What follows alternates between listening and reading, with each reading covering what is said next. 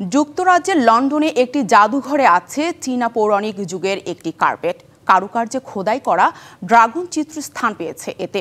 সম্প্রতি নিলামে এর দাম উঠেছে বাংলাদেশি টাকায় প্রায় ২০ কোটি।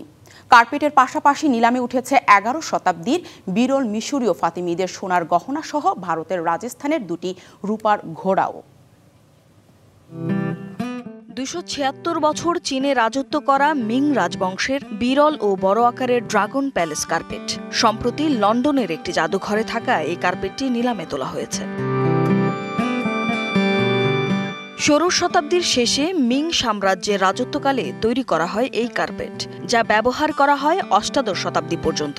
এরকম প্রায় ৭টি কার্পেটের মধ্যে একটি আছে লন্ডনে, বাকিগুলো রয়ে গেছে বেইজিংয়ে। কার্পেটটি তৈরি করতে ব্যবহার করা হয় ব্রাজিল উডের লাল রং, যদিও সময়ের ব্যবধানে এখন তা বিবর্ণ হয়ে গেছে। একনল হ্যান্ড ওয়াশ ১০০% প্যারাবেন ফ্রি, তাই নিরাপদ হাতের জন্য আস্থা রাখুন একনলে। এদিকে নিলামের জন্য কার্পেটের পাশাপাশি রাখা হয় ১১ শতাব্দীর বিরল মিশরীয় ফাতিমিদের সোনার গহনা। আরও রাখা হয় ১৪ শতকের একটি মামলুক সিলভার। এছাড়াও এখানে রয়েছে রাজস্থানের দুটি রূপার ঘোড়া, যার মূল্য $১,৬০০ রয়েছে নবম শতাব্দীর শুরুর দিকের বিরল কুফিক লিপির কোরআন folio. Tumpa Tarafdar, DBC news desk.